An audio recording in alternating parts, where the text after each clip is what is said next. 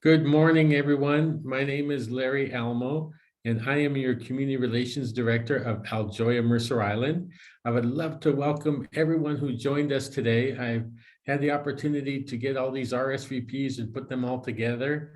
And I know a lot of you that are on here already. So we even have some residents that have joined from Aljoya Mercer Island. So welcome to our residents as well that are on here, and also our potential residents, and also friends of Aljoya as well. So I just wanted to just share just a minute about Aljoya Mercer Island.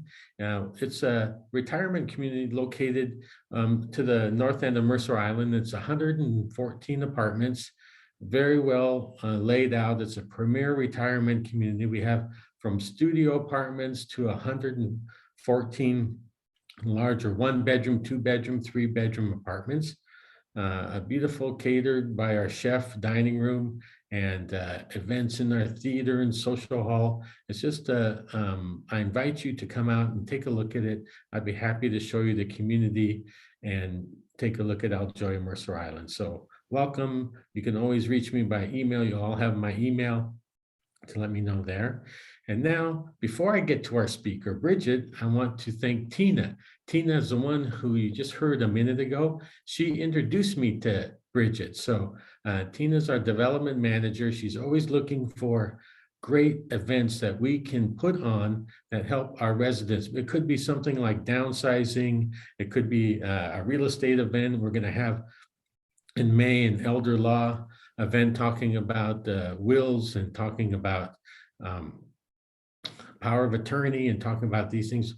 We want our residents, our potential residents, to have everything in line and have everything in order when they move in, it's worry-free, stress-free. How do you like if someone told you this is a worry-free lifestyle? Don't worry about anything. I'd love to hear that. So I'm sure you all would too. Now to our featured speaker. Bridget, I've known her for quite a while now, and she's done several events for us. And I have to tell you, she's one of the most popular, hard to get booked into our community to speak, but she is the one that brings a lot of people onto the RSVPs. I couldn't believe how people said, I didn't get the link yet. Send me the link. I want to join on. She is very popular, and that's why we bring events like that, is to educate me, of course, and all of us here in order to be more technology and technical savvy as well.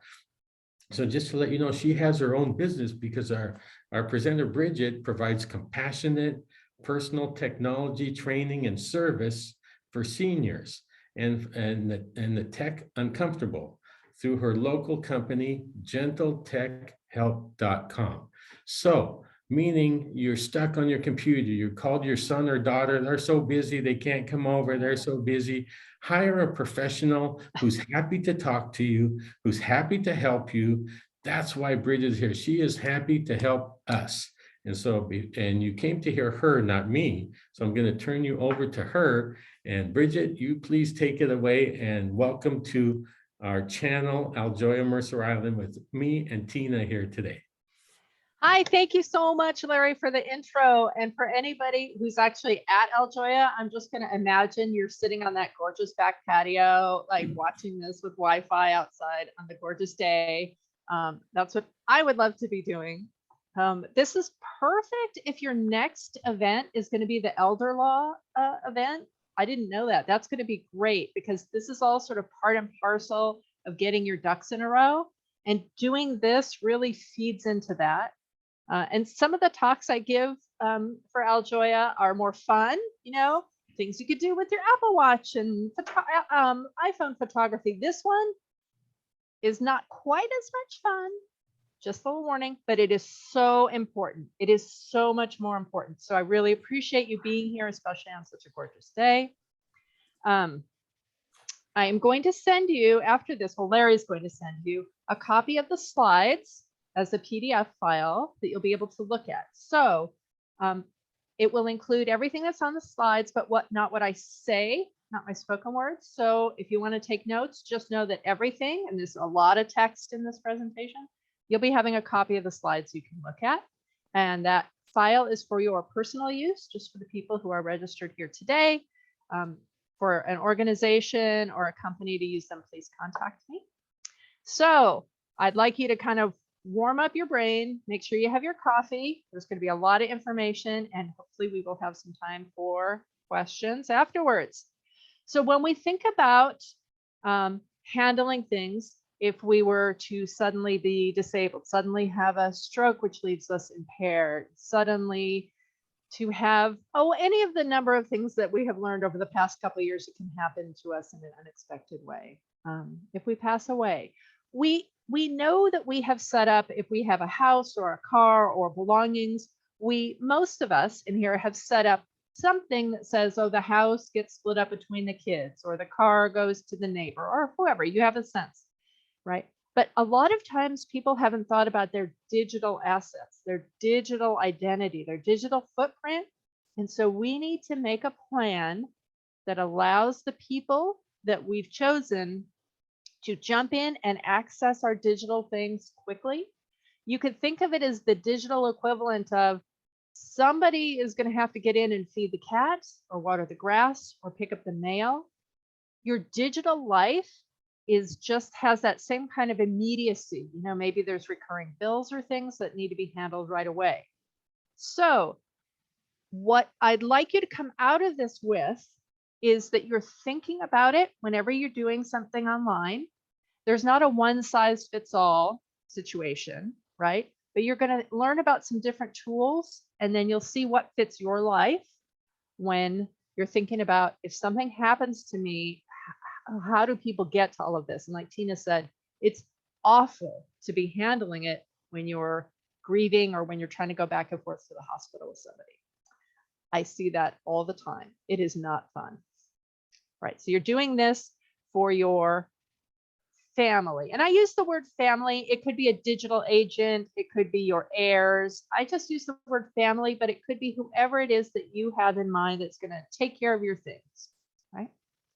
So when we think about putting together emergency digital access, it's a really complex balance between absolute security and our ability to use it day to day, that accessibility.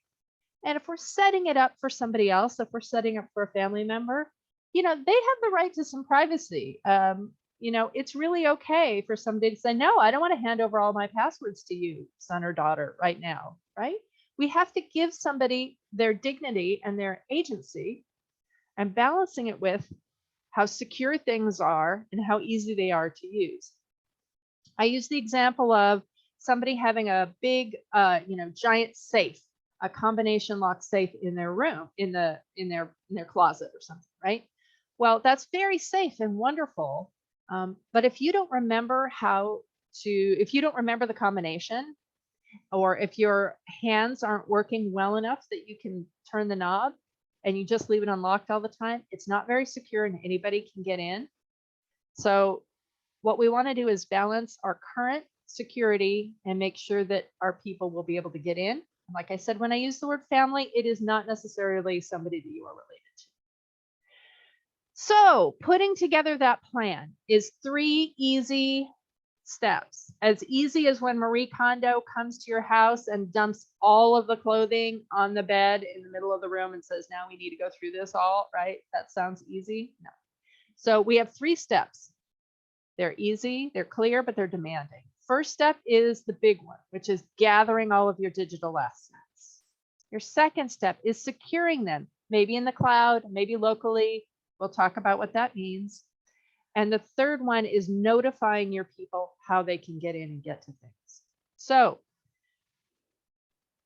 first thing is, if you get nothing else out of this talk, nothing else, the next slide is the most important.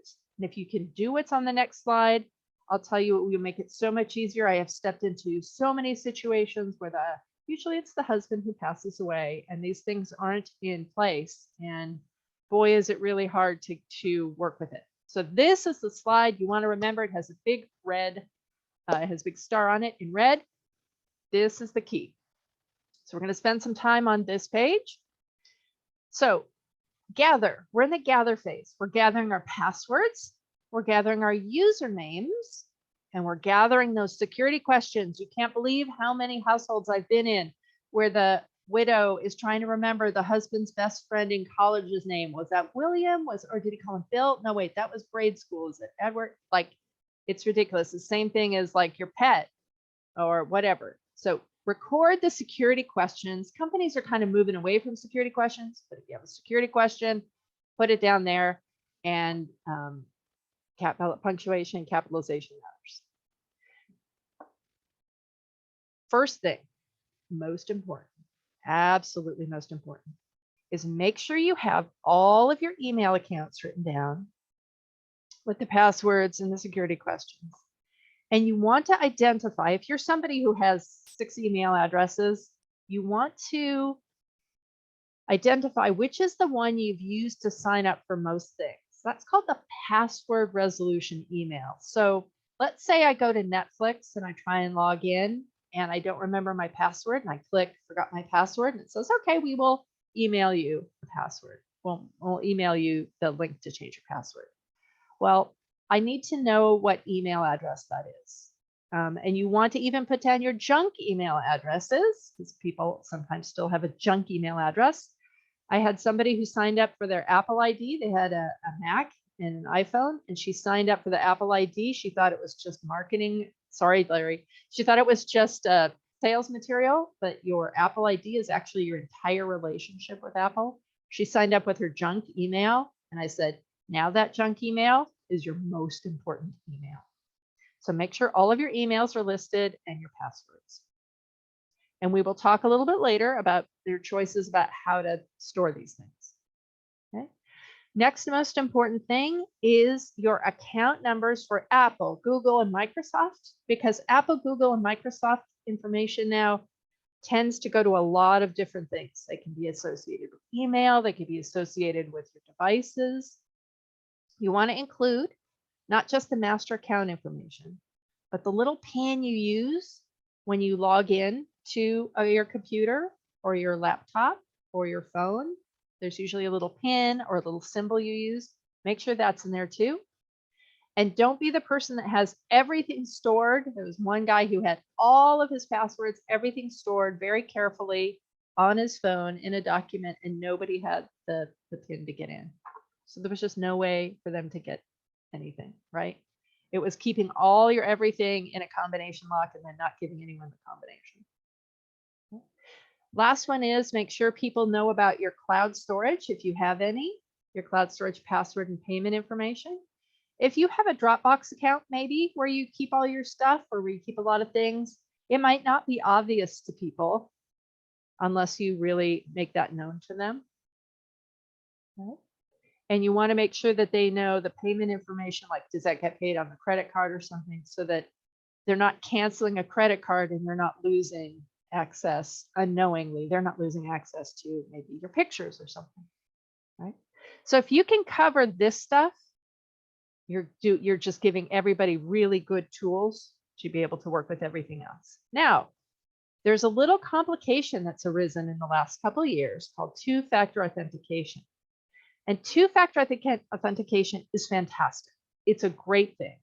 And what two-factor authentication is you usually see it that like when you try to log into your banking online and they send you a little text message, that's two-factor authentication. So two-factor authentication means the company or the medical office or the governmental agency, whoever is on the other end of that account, they really want to verify you using 2 different methods. So at least 2 different.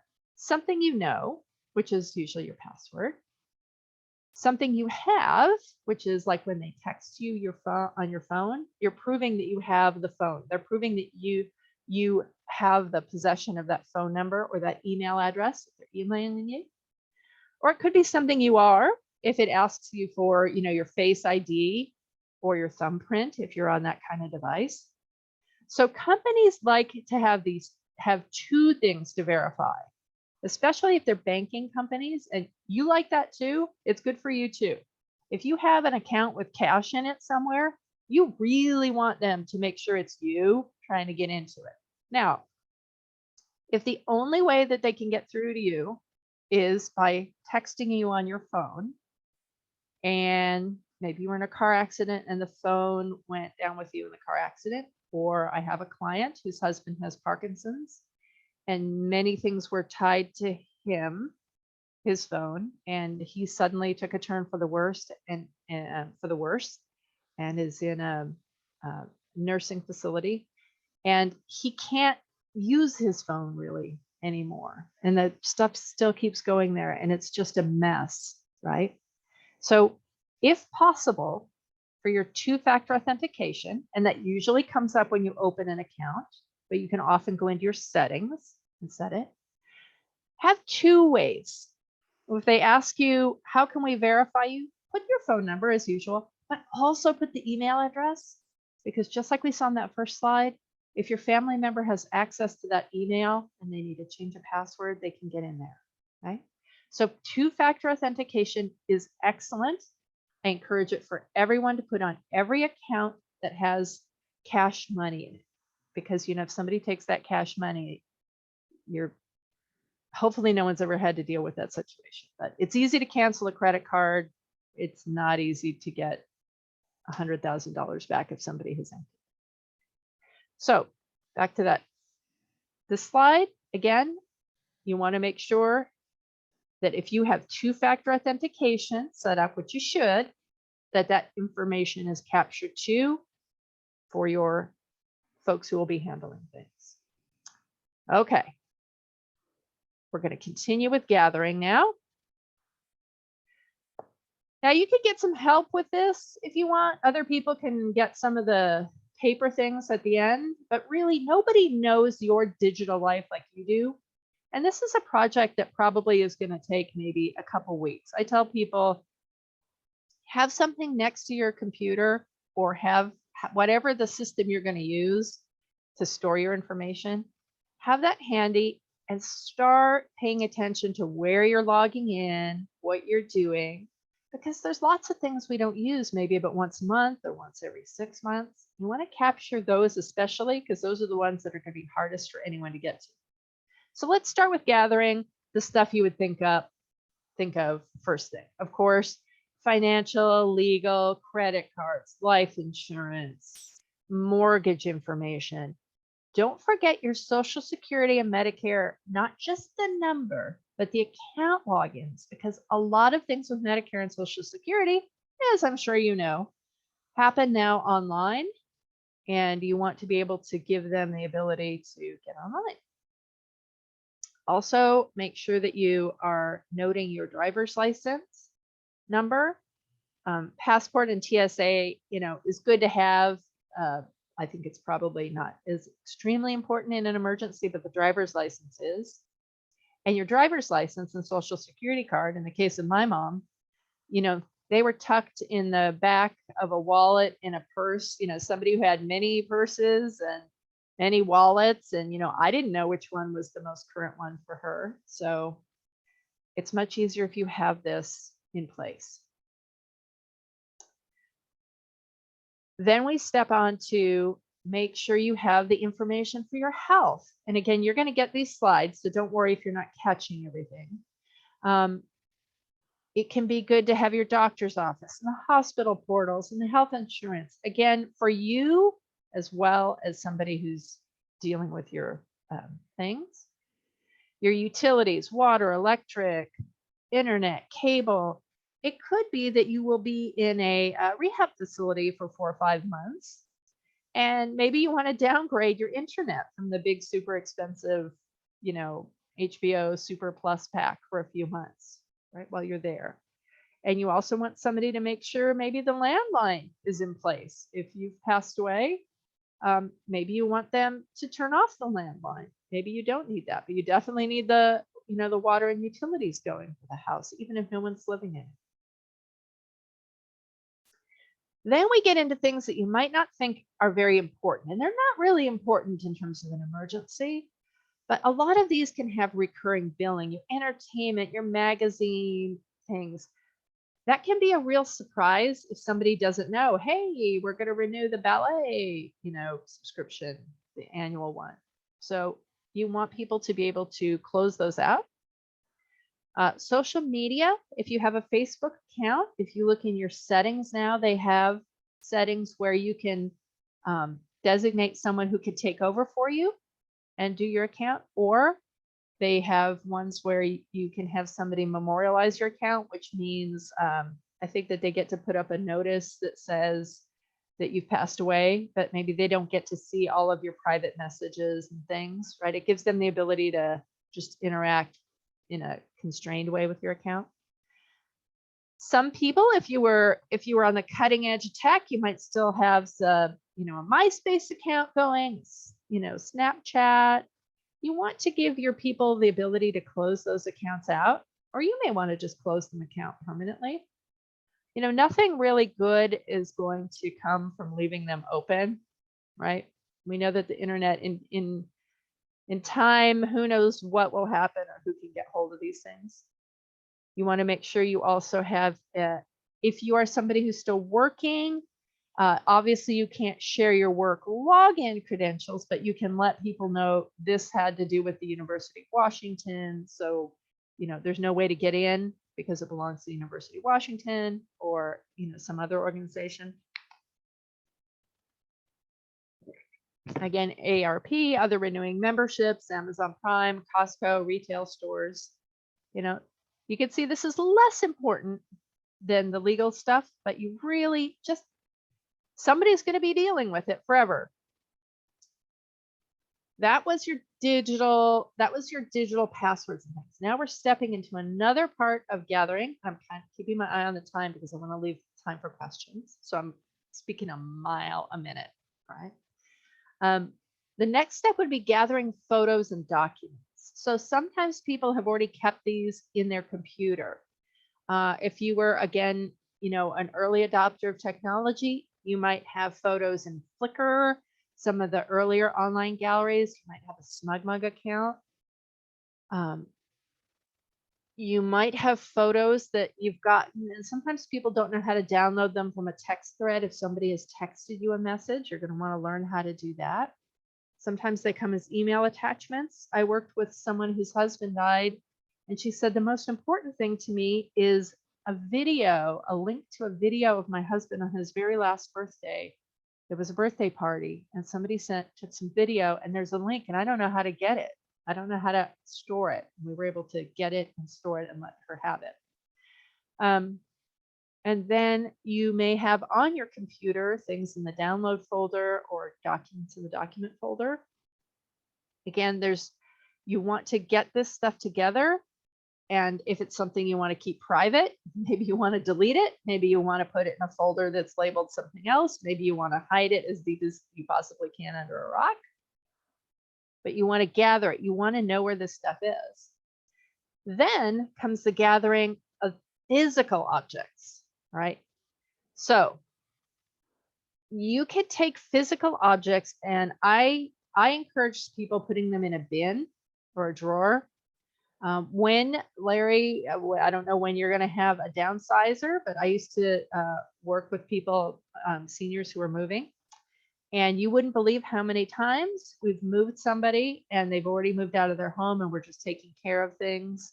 And you'll see the little flash drives, or you'll see cameras with the camera chip in them, right? And those things get left behind because nobody knew they were there.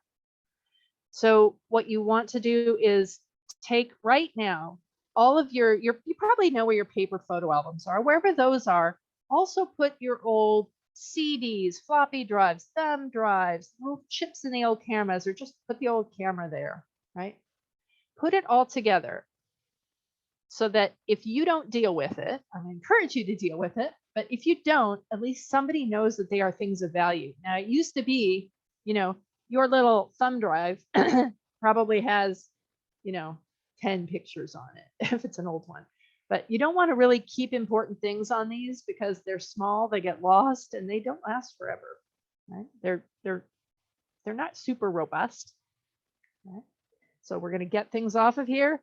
And certainly, computers don't even come with the CD drives anymore, the DVD drives. So if you've got your pictures on those, you want to get them off. All right. So now we're going into our next step. So let's gather. I don't see any questions in chat. Hopefully you will have questions. Don't see any questions in chat. So step one was gather. That takes the most time. Now we're going to talk about securing them. And securing your items means, in a digital sense, things should be in two places, right? As I showed you the little flash drive, excuse me. If this is the only place where my important photos are, that's not a good choice. If the only place that my important photos are is on my phone and it drops into the Puget Sound one day when I'm out on my yacht, that's not good. So your digital things, you really want them to be in two places. I encourage you to explore having cloud storage, but if people aren't comfortable with that, that's fine. You might already be using cloud storage without even knowing it. If you're using OneDrive or Google Drive or Dropbox, those are all cloud storage, right? Meaning they don't live on your computer, they're living on someone else's computer. They're very safe, they're very secure. Your bank uses cloud. But if you're not comfortable with that, you can have an external hard drive in your home.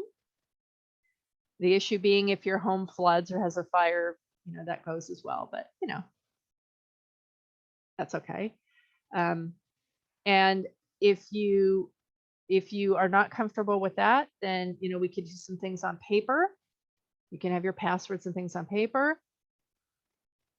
We'll talk about that in a minute. It's better than nothing. You just don't want to have everything on Post-its. No Post-its, no passwords on Post-its. All right, so let's talk about securing. So when you talk about securing your passwords, you're right back at that first slide we had about that balance between complexity, accessibility, and complexity, right? Security. It's very secure to have a password vault, to have some password management software. And when I started doing this, I encourage that for everybody. And the reality is, as I've worked in the real world, the reality is, yep, it's very secure. And you know what? It's a piece of software that needs to be maintained and updated. You need to make sure it's on. You need to make sure you're comfortable using it and that you understand it. So I still encourage using a password vault. I use LastPass, but there's many, many other ones that are out there. They make it easy to store passwords. They save passwords when you update them. You can put static notes in there. You can add a lot of information. But you know what? For many, many, many people, I'm going to say the majority of people I work with people who are tech uncomfortable. It's actually a little bit like having the big combination safe where you stop using it after a while because it's too complex.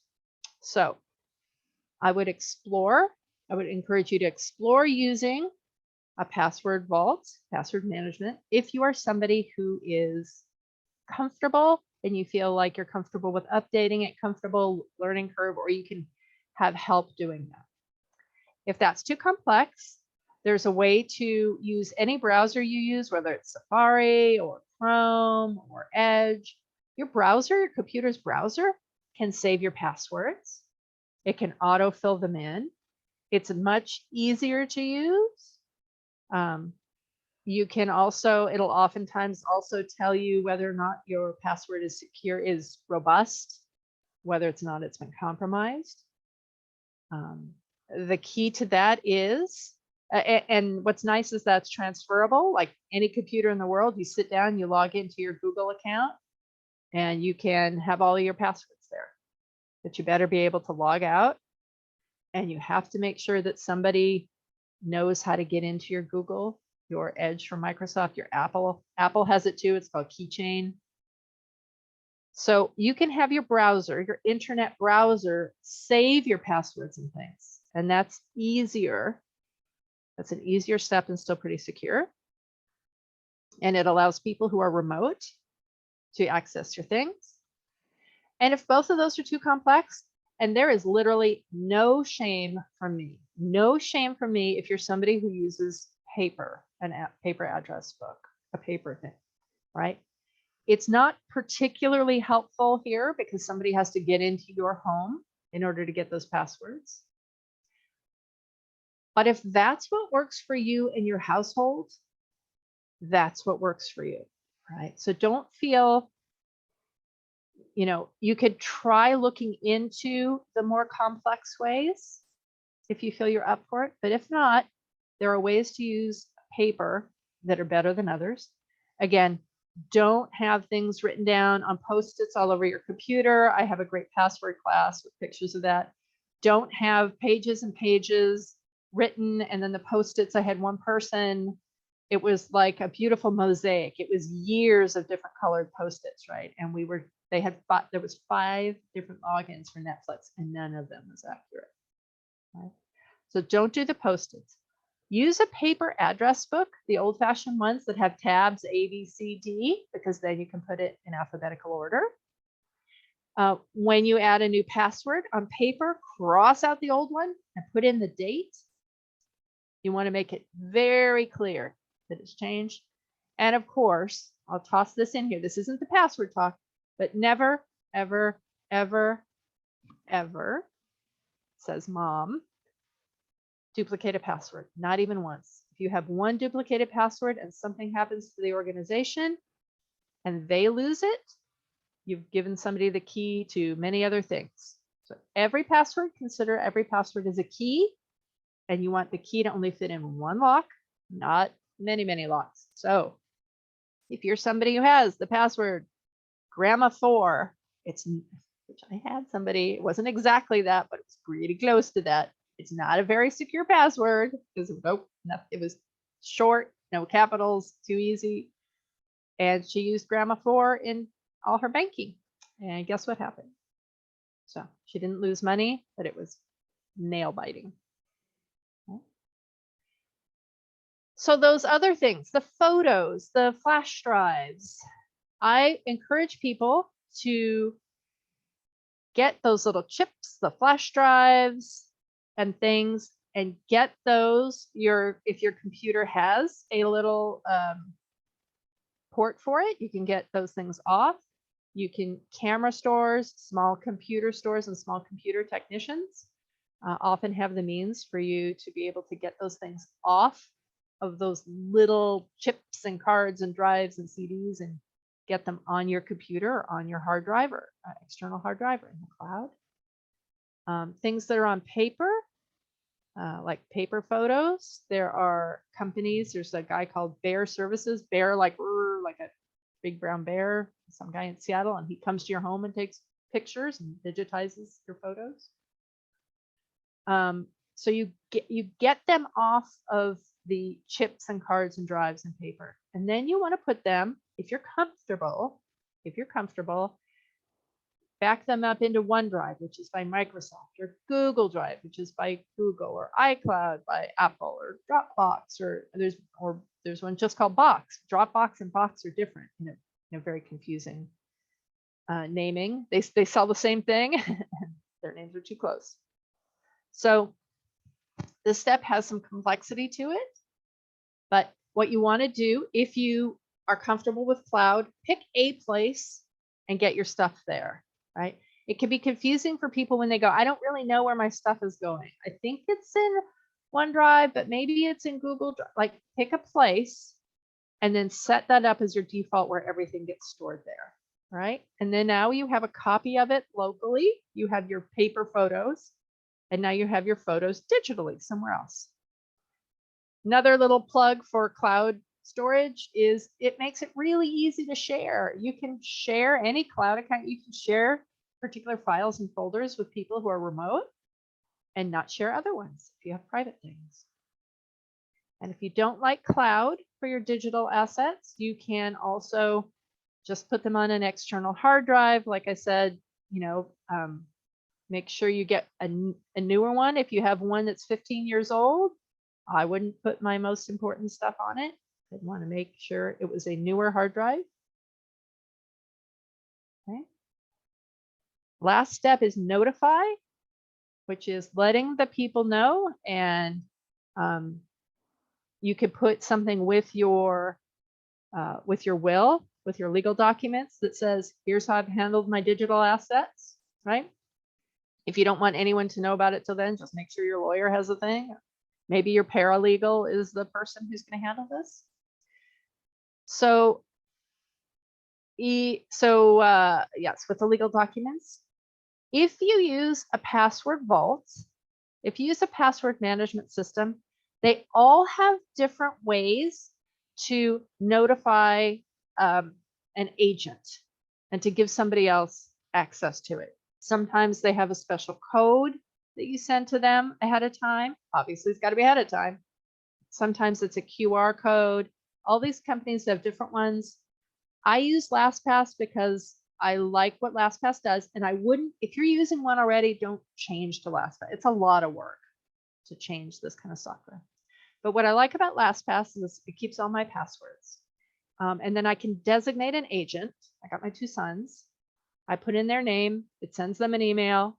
They accept and download the free version of LastPass. They don't have to own LastPass. They just have to have it free. Now, my end, I set up a waiting period. They can get access immediately upon asking, or I can do up to several days. Why is this important? Because LastPass, they won't have access to my stuff. All they can do is ask LastPass. They say, I'm an authorized user. I'm going to ask to get into my mom's stuff. LastPass looks at the waiting period and says, okay, Bridget set up 3 days. We're going to try and get a hold of Bridget for 3 days. Boom, boom, boom. Is it okay? Is it okay? Is it okay? And if I don't stop them at the end of 3 days or whatever period of time I pick, it will allow them to get in and get my passwords. So for my sons, it is immediate, but I have worked with 2 different people who have family members that have challenges in different ways. Somebody with substance abuse, there's just some complexity, and they don't want them to be able to jump in and get their passwords right away. But they need them to be able to get the passwords in case they die. So that's what I like about LastPass. It says, we're not going to give you access until this waiting period ends. It's my plug. I don't get anything for selling LastPass, but it's just one I like. I have somebody else who loves 1Pass for other reasons, and people just love all different ones. So here I am at the end. I have left 15 minutes for questions because there are usually a lot of questions, and I know I ran through a lot of things there. I'm going to take first. Mark is asking, is Carbonite considered cloud service? Yes, Carbonite is a way to back up your computer, and it backs up a mirror of your computer online. I don't know if you're using it in a specific way I don't know about it aside from using the mirror backup, but you want your people to be able to get passwords and things, not like reset up your computer. So I don't know if Carbonite, maybe you can let me know, does Carbonite have a special password system? A lot of times now, I think McAfee and Norton are including, instead of just LastPass, 1Pass, some companies are including that with their other software offerings. So Carbonite is on the cloud because you're backing it up somewhere not in your home. And I know there are questions, and seriously, don't be worried. You can unmute yourself and speak them, or you can text them, or I can rattle on about passwords. I have a question. Okay, Janet R. Let's do Janet R. Okay. Can anyone recommend a specific address book that, works well and has plenty of room and that sort of thing? Well, let's see if where's mine. And where? I got mine. I think I just ordered it from Amazon. Hold on for just a sec. It's just a plain old one. I know there's not stationary stores anymore, right? You can't just really go down to a stationary store anymore. I can't remember where. I think I just got this online. Let me get a few things out of it. The UW bookstore has some. It's sort of like a stationary store. Yeah. So mine just looks like this, and it has the lighting isn't good. It has the little tabs with the alphabet, right?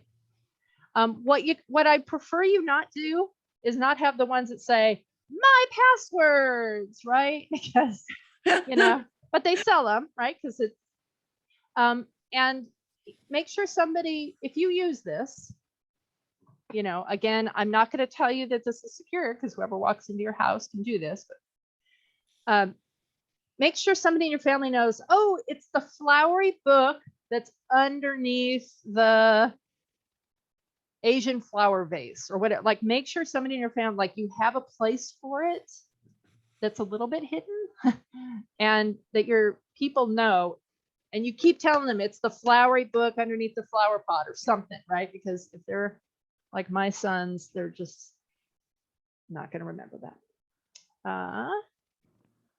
Let's see. If I put photos on external hard drive, can I get them off my iPad to increase storage? Will that delete them from my phone and desktop? That's a question that's actually a little out of scope. That's about dealing with your iPhone and your iCloud storage. So I'm not really gonna, yes, you can remove them from your Apple devices. That's sort of working with Apple, but yes, you can delete them from your iCloud. You should just don't put them on a hard drive, just pay $2 a month and get a whole bunch more iCloud storage. It's always, all of these companies give you a little bit of free storage, a little taste of free storage. And then it's really cheap. It's usually $2 a month, both Microsoft, Apple, and Google. And then they give you a ton more storage, but it's $2 a month. What's the best way to clean up your passwords? If you store your passwords on paper, what do you do when you travel? Take a copy? I don't know. It's not safe. I wouldn't do it. I wouldn't take passwords when I travel. Let's see, if I was no one's asked that question before. Boy, there's just kind of no safe way. You could tuck them inside. You could put them on a note in your phone. If you use some of the other systems, if it's saved on Chrome or Safari or Edge, right? You can get all of those on your phone and then see those passwords. If you have LastPass or OnePass or any of the password management systems, you can get to that on your phone. I sure as heck would not feel comfortable carrying a piece of paper with my passwords when I travel. So I don't have a good answer for that, but now I'm going to think about that. I could tell you what I do. I take a few important passwords with me, but write them in a way that whoever might see them wouldn't know what website to use them on. Okay. Yeah. And the other question I think that was asked was, what's the best way to clean up your passwords?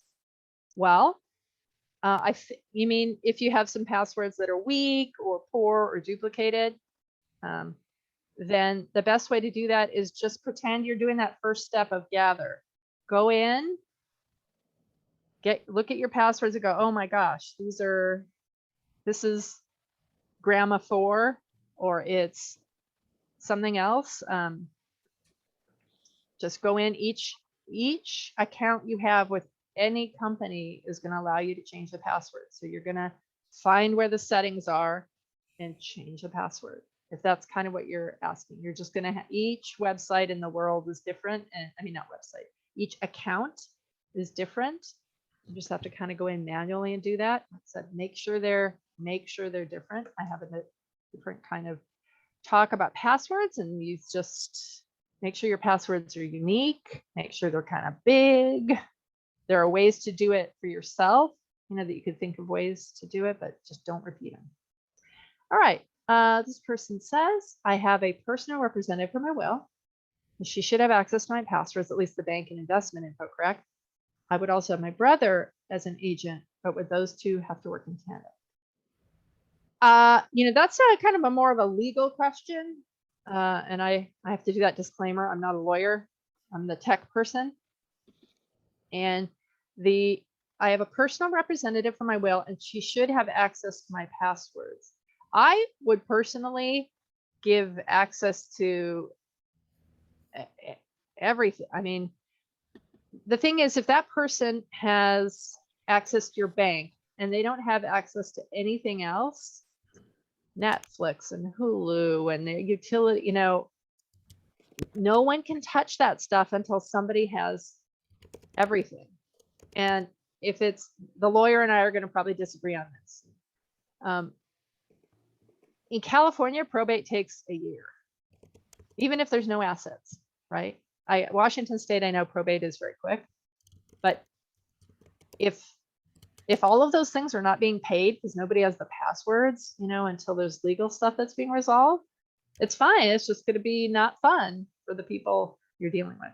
So I assume if you have two people doing things, they would work together, but that's sort of a family / legal question. If you autofill on a browser, is it safe even for banking and financial websites? It is less, I find it less safe than using a password management system, only because you then have to be really secure with that browser. Meaning, if I'm using Google Chrome, if I'm using Chrome, so I do the internet, and you can put anything else like Safari or any of those other ones in that space, or Edge, that's fine. But now I've got to treat my browser as if it is a vault with all my passwords in it, which means if I'm on a laptop and I'm going to take my laptop out of my house, I better log out, which is something we don't usually do. We don't usually log out of our browsers, but you're going to log out of that browser, right? You are going to want to treat, if you go to someone else's home and you log into Chrome or Safari or Edge or something, you want to log out, because now anybody who gets into your browser can have access to those passwords. Now, in reality, most people that I work with who do that are using it at home on their home computer. Their homes are reasonably safe. They're not taking the things out. And it's very, very, very easy to use if you have a relative who has some cognitive issues. You know, that can be a real just lifesaver, because passwords just get into such a tangle, right? There's such a tangle where people, you know, are constantly changing the passwords and they're changing them again. Let's see. So is it safe? It's as safe as you are with it, right? Everything is a balance. Question to me is, do I like LastPass generated passwords, or do you use a personal password? So that's a good question.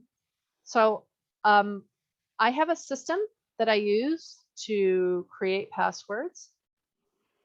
I have when the phrase LastPass generated password, all things can generate passwords for you, like your browser can suggest a password for you.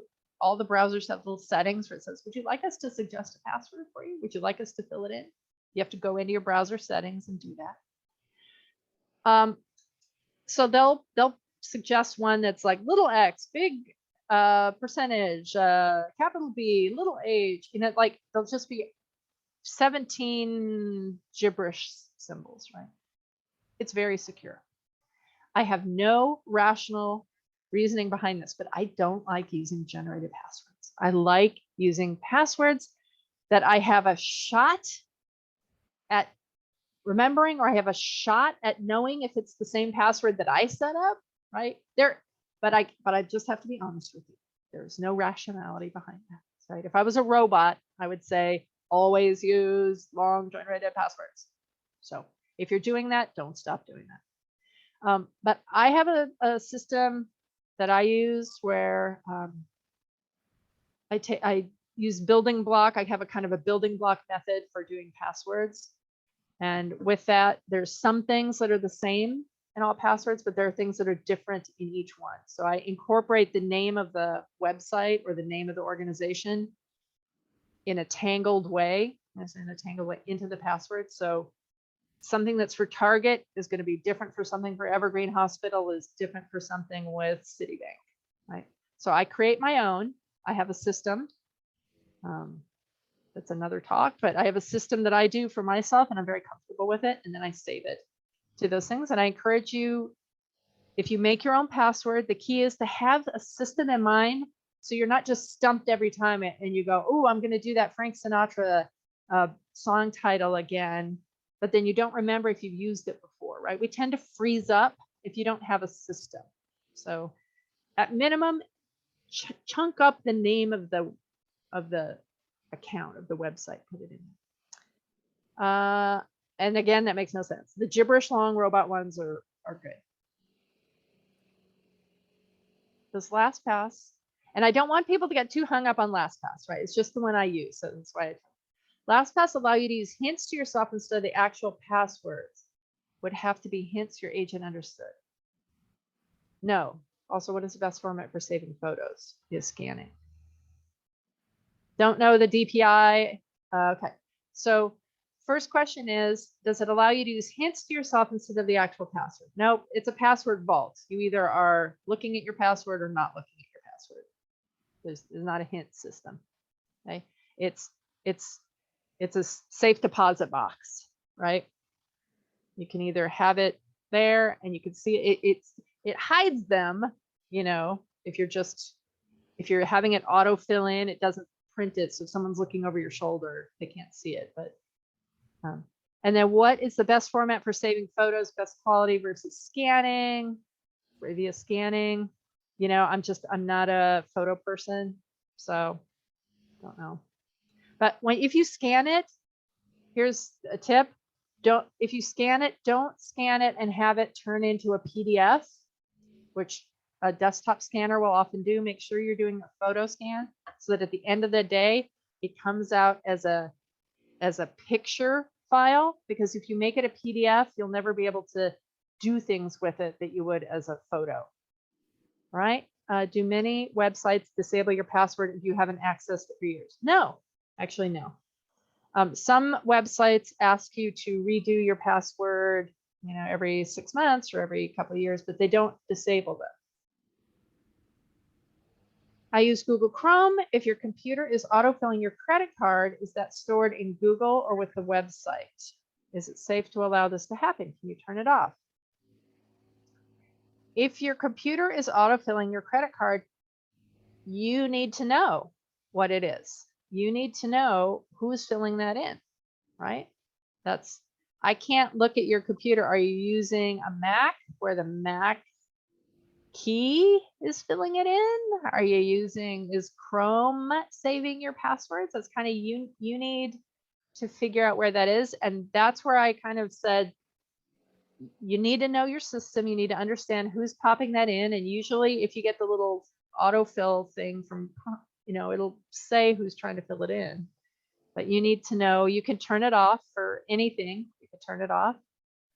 Sometimes this includes a security number. Sometimes you have to add it. Sometimes for banks, sometimes I have the ADP payroll company that I do for something else. They don't let any autofill happen. You literally have to type it in. They don't allow any. Yeah, even if you're using PC Windows, you need to look. Probably Chrome is doing that. Probably you've saved your credit card to Chrome and it's autofilling it. Yes, you can turn it off and you can delete it. Can I use one password for unimportant accounts that do not involve money? No, because you're not in charge. Okay. Do you want somebody to have access to all of those accounts? Let's say it's an account that doesn't involve money, but maybe it's the Seattle Times and they have your credit card information. I wouldn't have any. There's no upside to having shared things. It's just like having one key, right, to all the different things in your life. And sometimes those companies lose that key. Sometimes it's not you who gets hacked. Sometimes it's these companies. So Marcy, I know you wanted me to say, no, that's okay, no problem. But you know what? There's no benefit to it. No benefit. Sorry about that. When I shop Amazon Prime, they store my credit card. So Amazon, yeah, Amazon is a safe, yes. So you have to have a credit card on file for Amazon. So if you're saying, Amazon has it. It's not your browser. Amazon has it. Yeah, Amazon has to have a credit card if you have an iPhone. If you have an Apple ID, they have to have a credit card. So some of those big companies have to have it, and Amazon is pretty motivated to make sure nobody gets your credit card. But make sure it's actually on Amazon and it's not maybe like Chrome filling it in, and that you didn't want it to be. See, it's a little tricky. You have to kind of know who you're giving permission to and who you are denying permission to in terms of your personal information. And that will help you be able to share that, give emergency digital access to somebody else. If your identity is stolen, do you need to change all your passwords? Well, I'm trying to think of a situation where I would say, no, leave your passwords the same.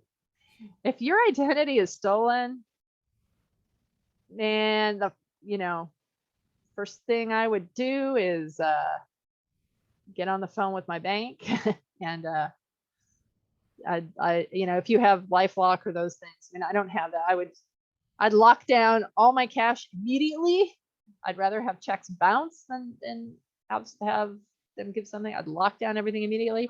You bet I'd change every password. But I'll give you, and I know we're over time, so let's just do a 1 minute.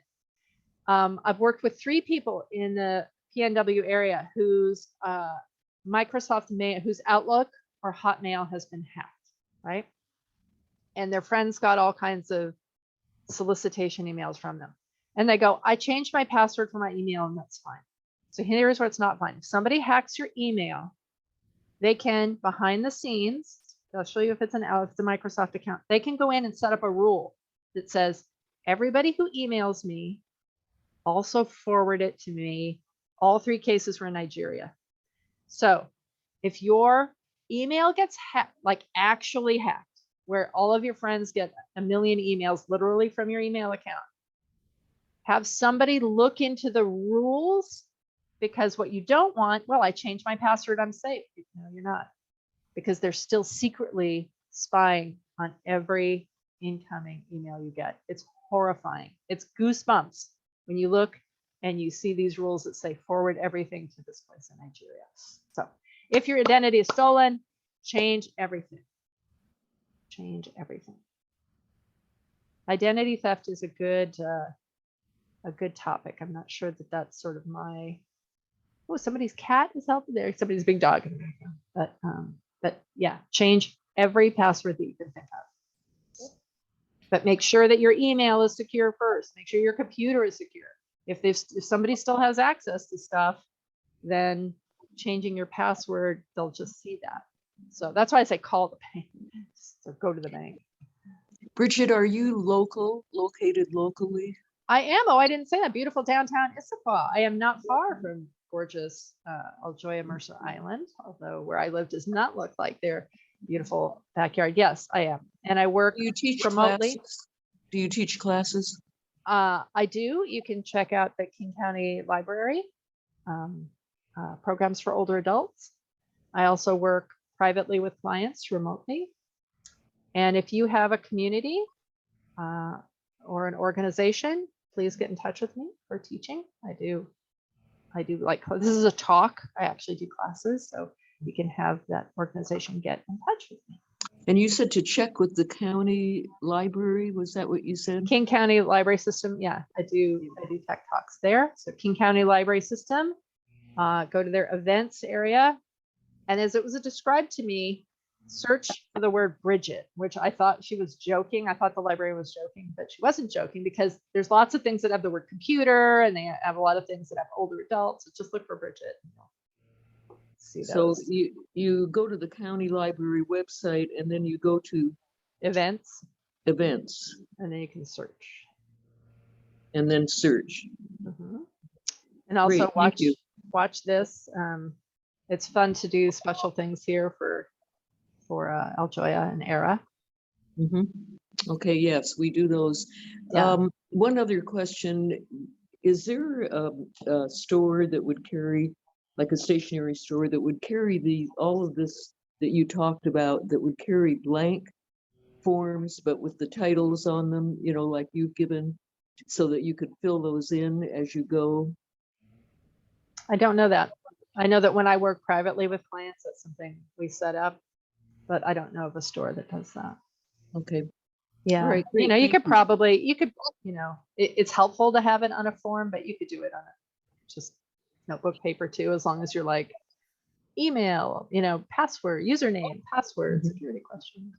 And are you gonna be sending, or they're gonna be sending the copies of what you had today? The slides, yes. The Larry will slides. send that. I don't know if it'll be today. Joe Lamano? Mhm. I'll be Yeah. sending it to everyone. Okay, great. You're gonna get a lot of information from Bridget, her contact information, her, the slides. Those are things that people want. So, and also, I was thinking the same thing of Lamano, is what they said, is that you could take the slides and write your information right on top of the slides. Couldn't you do that? No. Nope, it's a PDF. You're looking at a picture of the slides. Yeah, no, print it out and do it. Oh my God, do not print these slides. You will, did you see how it was green, Yeah. right? How colorful? They will be, the pages will be soaking wet and you will have no ink. Sorry, that's sorry, why- Larry. That's why I have you here to make clarifications. That's good. Yes, yes, yes. So you open them up on your computer and just look at them and write your notes. So sorry about that. I did actually, it's good to mention that because I had somebody actually write me saying, not real happy that she started to print those, and you know how much ink cartridges are. Oh, yeah. So you'll get the information. Also, another question, you can shoot this one down too if you want, is that on your iPhone, if you put your passwords like in the Reminders app or Notes app, is that very safe, number one? And then number two is when you order something online and they say, we want to remember your password and you remember your credit card information, is that okay to do? Okay, well, those are personal. Okay, so let me take the first one first. You have all of your stuff saved in Notes on your iPhone. Correct. All right, well, let's say you or somebody, right? Well, if that's the only way you can get to them, right, that's not great. Mhm. Make sure that you so make sure they're saved to the cloud, to iCloud, Mhm. right? And then go to some other device, whether it's a computer or anything, and then log into your iCloud account and make sure you can see those passwords. Because what you don't want have happen is the phone to wind up at the bottom of Puget Sound, and that's all your passwords. So you don't want anything to just live in this little box, Mhm. right? And it's fine. It's not real great for remote access. No one else in your family, unless you've shared that note, no one else is going to be able to get that. And the Mhm. second question was, If you want to buy something and remember it tells you, do you want us to remember? It's so easy if they remember everything, because if you do rebuying with companies and stuff. okay, is it yeah, secure? well, that is your comfort level. So for me, I never have anybody remember a password ever. Nobody should ever ask you to remember the password. Don't do a password. Let your browser remember the password. Let LastPass have it somewhere else. Don't have the website remember the password, because if that website is compromised, now they have all the information, right? As to whether or not it's safe for you to have them remember the credit card, Amazon does remember it. I tend to not, but I know people do. It's how much do you trust them to keep your stuff protected? I don't, but if it was something that I regularly, maybe it was my weekly groceries or something, yeah, everything is only as safe as it feels as you make it. And even if you have your house, you can't make everything Fort Knox, right? I like to say, Yeah. right now I have my window open and there's a screen. Well, if somebody wanted to, they could, walk through that screen. So is it safe to have my window open? Technically, no, because somebody could walk into my house, but you know what I'm saying? It's kind of, That will balance. Your All comfort. right. It would also be great to have frequently asked questions. I mean, frequently asked, like a session about frequently asked questions about technology. Ooh, that's kind of interesting. That's kind of interesting, although a little stressful for the host, maybe. We'll ask you any question about anything. No pressure, Bridget. I meant for this session. Oh, yeah. Well, if you have some, yeah. This is our presentation. I'm glad that you are thinking about this. The key is what works for you. The key is thinking about it. Talk to your family members, your agents. What are they comfortable with? If you have somebody that lives 30 minutes away, they're going to be able to get to your home easily. Maybe they sit down at your computer, no problem. If, like me, your people live a minimum of 1,000 miles away, you might think of other ways, but engage with your family members and think about it as you set things up. And just remember, it's a horrible experience if you're the person going through it and your loved one is in the hospital or deceased and you're trying to hack through into things. It is not fun, but I do that if you wind up in that situation. So, all right, Larry, I think that's it on our questions, and I That's really only thank it. everyone. You stayed 15 minutes later than I you were know, I'm so supposed to. sorry for you guys. Thank you so much for everybody for coming on. Also, just to let you know that our next event is going to be less stressful than this. This is come to our open house and our art show we're having on April 28th. When I send you the slides, I'll send you that invite because we're going to have wine, art demonstration, appetizers, music. It's just going to be a fun event, April 28th between 5 and 7. And then the next month in May, we're going to have the elder law with the wills and the power of attorneys and how to get all your paperwork all set up for the future. We're going to have that. And this is a springboard from Bridget to get us started on great stuff. So thank you all for joining. Thank you for attending. Check for our email after Bridget sends me the information, after I get the video, and take a little day or two or whatever, but I'll get it to you. And that's just part of what we do, is to keep everybody in the loop. So thank you, Bridget, and thank you all for joining in today. Have a great day. Thank you, Larry. Our Bye-bye. pleasure.